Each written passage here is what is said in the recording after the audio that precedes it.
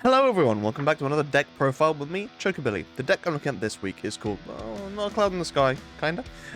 So the idea is utilising most of the new Final Fantasy 7 cards from Opus 20, because there are some interesting, well there's one interesting card which obviously is based around the Tifa, but there's some fun things you can do with it, and it utilises some really old cards. Well, not really old cards, just really underused cards from, well, not even underused, just bad cards from previous sets. Yeah, some interesting jank included. So I'll start with the backups, move on to the forwards, and then summons and monsters. So backups, we've got Cloud. So this card is actually slightly more playable these days because there are some really good dark cards that get played. So if you play them on the field and pay 2 fire to break a dark forward of any cost is very useful. But also it's got a decent S ability, you know, cross/S. Well, I say decent. It's ultimately a 5 CP. No, sorry, 6 CP because you have to dull him as well. Sacrifice. Choose up to 2 forwards. Divide 10,000 damage among them equally. However, it's choose up to 2 forwards. So it could be just choosing 1 forward and deal that 110k. So, you know, ultimately, if your opponent's got a big forward and you can use his S, does the job. Elf. So, oh yeah, also he's a job soldier. Bear that in mind. Elf. It's an EX burst that searches you an Avalanche operative. That's ultimately your Ziggy finder. There aren't any other operatives in the backup line, so that is his primary objective, but it also can get you Tifa, Barrett, and I think that's literally it. But either way, being able to get one of 3 cards, of which there are plenty in the deck anyway, it's well worth it. Now, obviously you can dull, put Elf into the break zone, choose 1 forward, deal 1,000 damage. Bear that in mind.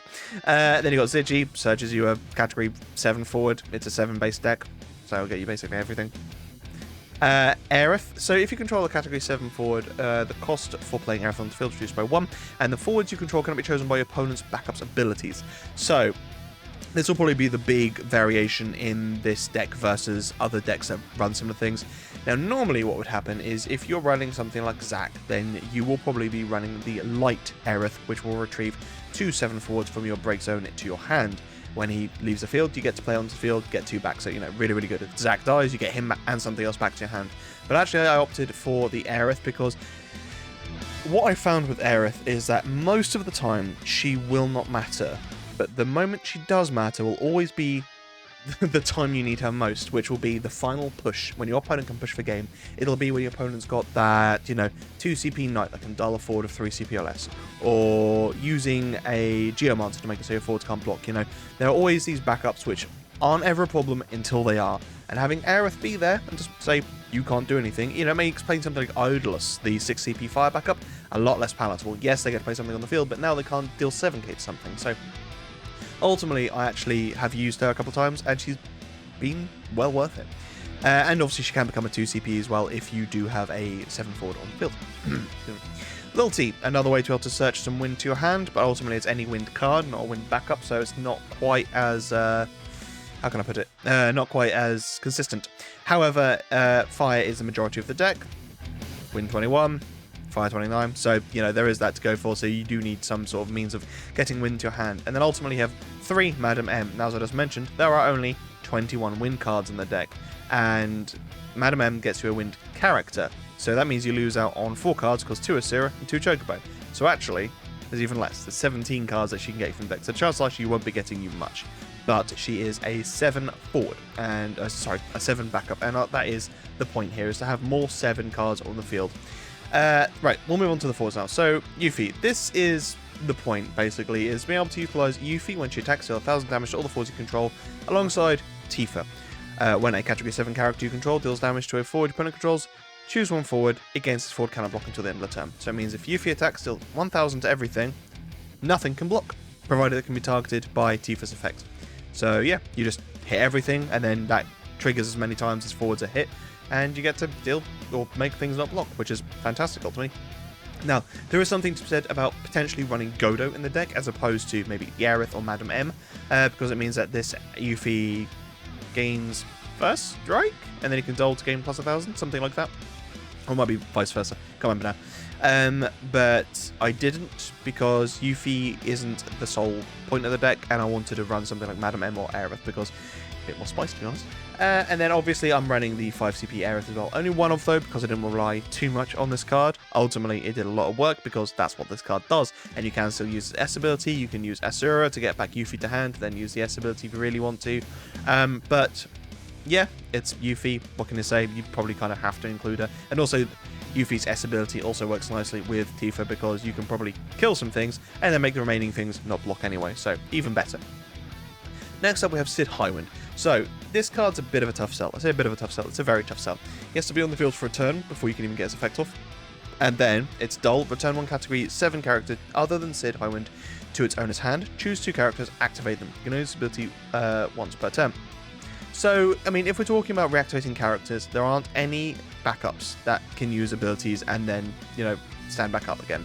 They've all got break effects when they use abilities outside of Cloud, but I mean, you're not going to use his S ability twice because it's literally physically impossible outside of using a Asura to get the Cloud back to your hand. But yeah, whatever. So, yeah, being able to reactivate characters is a bit of a tougher sell. But putting something back in your hand to then replay is very, very nice because it could be something like Barret. Putting Barret back in your hand to then replay him, that means you're dealing a lot of damage to things, hopefully. Anyway, similarly, Sid Highwind, choose a 7 character other than Sid Highwind. So put Zac back in your hand. You then get to search a 4 cost from your deck, play it onto the field. Get 2 characters back as well. Yeah, 2 characters back as well. So, you know, there's a multitude of different things you can do. It could be Ghost. When it enters the field, choose one forward, deal like 3,000. Crimson Hound. When it enters the field, choose one forward, deal 8,000. So there are quite a few different forwards. I mean, it's basically, outside of Lulu, every character in this deck should be able to be replayed. So, yeah. Sid Highwind ultimately can bounce any of these cards back to your hand, and he's one of those weird cards where he's not really that much of a threat until he is. He does sit well within, you know, the range of things like Brynhilda and the new Ifrit and things like that, which mean ultimately they're really cheap to kill. But if he's allowed to use his ability even once, you know, you can do some fun things with it. Tifa. Now, this is the point of the deck, right? So when a category 7 character you control deals damage to a forward opponent controls, choose one forward. Against this forward cannot block until the end of the turn. Then she has an S ability, choose one forward, deal 8k damage. Somersault isn't anything to write home about, to be honest, but it means that if you don't kill the thing that you're targeting, you can then make something else not block, or make it not block. Similarly, you might just get to kill the forward. Use Asura to get it back if you really want to. Use Phoenix to play her back onto the field as a nice bit of spice. So it could be that your opponent blocks with a forward, and let's say you attack with something like Barret. Your opponent blocks, you then cast Phoenix, bring Tifa onto the field, the damage then resolves between those 2 forwards, and Tifa can then make it so that something else can't block because, you know, she just entered the field, she saw Barret deal damage to something, and Tifa herself will have haste, so you can push through as well. There's lots of cool things you can do with this Tifa, but she does tend to die again very quickly, and when you're playing stuff like Tifa, chances are you don't have much time to play things like Sid Highwind, but you know, they're fun for a bit of a spice. You could probably drop Sid Highwind down to 1 CP, to be, only 1 copy, to be fair. But yeah, Tifa, very, very important card in the deck. Haste is great. Being able to just make things not block, making everything not block potentially with Yuffie is just really, really good. Red 13, so you can only play Red 13 if you can. You can only play Red 13 if you control a category 7 forward. If you control 4 or more category 7 characters, Red 13 gains haste. And that was basically the idea behind having a complete 7 backup line. So basically why I'm cutting off my nose to spite my face to put Mad Venom in there. And also, yeah, Lilty. Lilty is another card that Sid Highwind can't return back to your hand. Sorry, I just remembered that. But yeah, chances are, at the very least, Red 13 should be able to come on the field and have haste. And he's a big boy. So yeah, just bear in mind the fact that you actually do have to have a forward on the field for him to play onto the field. It's not even cast, it's play. So if you cast Phoenix and then your opponent kills all your forwards, or your 7 forwards, Red 13 can't come onto the field. Lulu, because there are 11 summons in the deck, you don't need to rationalize Lulu, but you've got Asura, Belias, Chocobo, Amaterasu, Phoenix, Bahama. Get whatever you need back to suit the needs, right? And Belias ultimately is a hasty, which is very, very useful. So, you know, potentially you could Lulu to get back Belias, to then give her haste at something to 5k. She's then 6k, and first strike, attack through with her if your opponent's only got 1 block. Barret, a decent EX when Barret enters the field. Choose 1 forward, deal 3k damage for each 7 forward you control. So really, you need to have 3 on the field already to be able to utilize this effect to actually probably kill something. But there's lots of cheap forwards. You know, Yuffie's 2 CP, Sid, Tifa, Red, Barrett himself, and he will count himself if he resolves as an EX burst as well. So, you know, hopefully, and Yuffie's quite sticky as well, as in the older one. Older one, this is older than this one, what am I talking about? The Opus 18 Yuffie is sticky as well, so it means that she's likely to stay around, and Barrett will hopefully be able to utilize her effects. And his S ability, Dull, choose one forward, deal it 10,000 damage. Barrett will not activate during the active phase. You can use something like Asura to then just activate him, attack again the following turn. You can use him again. Yuffie, already gone over his effect because it's Yuffie. Zack, now this is also quite a fun card, but he's both too slow but also quite instant as well. So obviously when he attacks, choose one forward your opponent controls, deal it 5,000 damage for each job soldier you control. So that would be himself and the backup Cloud as well, and they're the only two in the deck. So it means that you can do a max of 10k, but 10k should be enough to kill something. And then when Zack leaves the field, you may search for one category 7 forward, of course 4 alert, and play it onto the field. And that's pretty much everything outside of Ruby Weapon and Yuffie. So you can bring Barrett onto the field, you've got enough forwards, hopefully that'll kill something. Red 13, Tifa, Sid Highwind, or the small Yuffie as well. Now obviously there aren't any big explosive forwards that come onto the field and have this incredible immediate effect, but there are some things that might take your opponent by surprise, like the smaller Yuffie. So if you've already got Tifa on the field and Zack disappears, bring out Yuffie, all of a sudden you make it so all your opponent's forwards can't block. So yeah, there's a bit of spice in there, basically. Like I said before, the card it always gets played with is the Light Aerith, because it'll get you 2 cards back to hand, which is well worth it. It's just, I want to do something different. And then finally, Ruby Weapon. Now, it's again, a kind of a tough sell, but actually this card did a lot of work for me. Ultimately, all damage only becomes 1,000, unless your opponent has something like Adelard or Kuchaspel or 128. So, you know, can take more than 1,000 damage, but realistically it's quite hard to kill. And then when it blocks, you get to dull it. That sucks, but then you can use Asura to activate it if you do want to, and then block a further time as well. But the best bit about it is its Whirl Sand S. Choose one forward, remove it from the game. You can own its ability if your opponent controls 2 or more forwards. But if you have 2 Ruby Weapon in your hand, and Ruby Weapons on the field, your opponent has 2 forwards, you can use its S ability twice on the stack to choose either forward, and they will both get removed. It only requires there to be 2 forwards when you cast, or when you use the ability, not when it resolves. So you can remove 2 forwards, which is insanely cheap for something like Ruby Weapon. And that's the forwards. Yeah, I mean, like I've said, there's quite a few different synergies between them, but ultimately they all kind of revolve around utilizing Tifa, making things not block, killing things, swinging through with hasties, and yeah, just pushing for game really quickly. Moving on to the summons. So Asura, in terms of activating forwards, yeah, maybe activating Yuffie again once she's used her S ability potentially to block a big forward. Who knows? She'll at least be a 10k if you've attacked with her, and then use her S ability. You know, she'll be able to block and be huge. Similarly for Zack as well, maybe you actually want to sack your Zack off after he's attacked to be able to block with him. He dies, then play something onto the field, ready for your opponent's following turn. Maybe do something horrible. Or you could even potentially fake them out for a Amaterasu. He leaves the field. Your opponent then, like, I'm not going to let you play something onto the field, I'll use Amaterasu. You know, there's all these different other plays. But Asura is just a universally great card, you know, being able to reactivate Sid Highwind, to be able to use his effect again. Actually, no, you can only use that once per turn, apologies. But you could use it on your opponent's turn, so use it on your turn, then use it on your opponent's turn. Or you could just use it to make him attack, who knows. And then just be able to retrieve any of these guys as well. Be able to retrieve a Cloud, to be able to use Cloud's S ability, you know, that's pretty good. Oh, something I forgot to mention earlier as well is Tifa is characters. When a character deals damage, so that means Elf can deal damage to something, make something not block.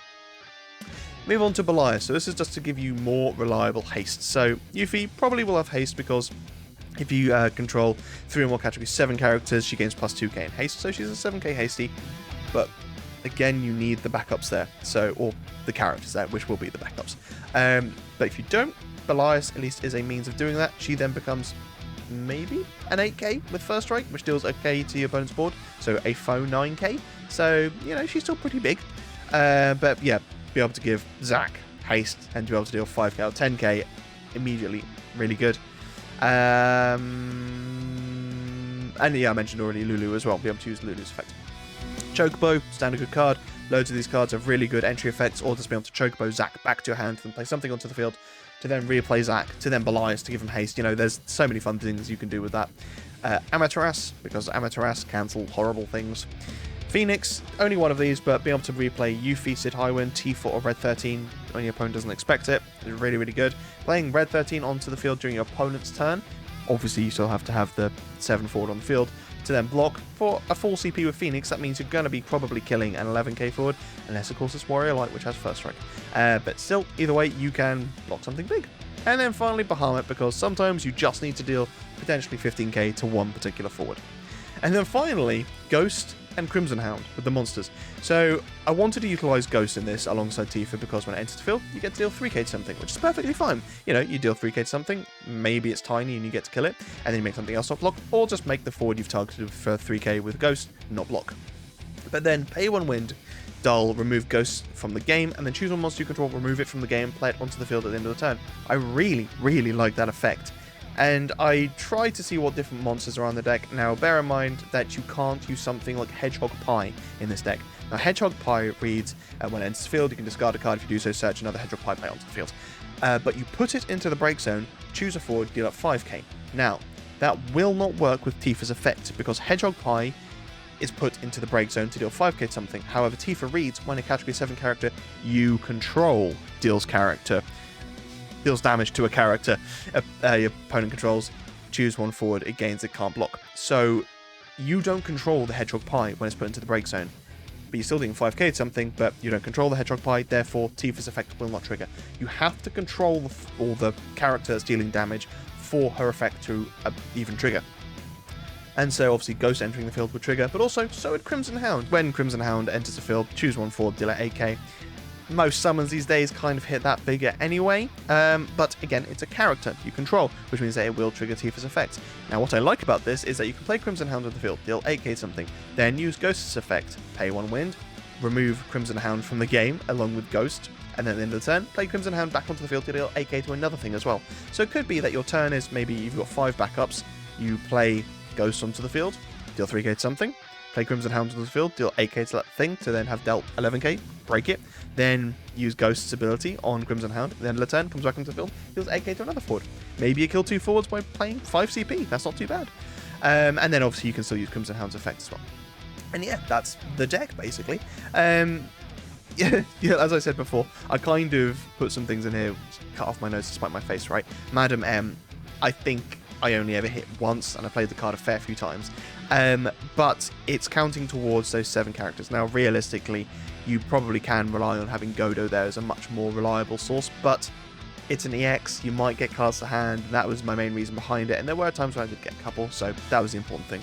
But either way, this is the deck. Let me know what you guys think. Make sure to like and subscribe, because it really does make a big difference to the channel. Anyway, thank you so much for watching. Stay safe, be lucky, and I'll see you in the next video.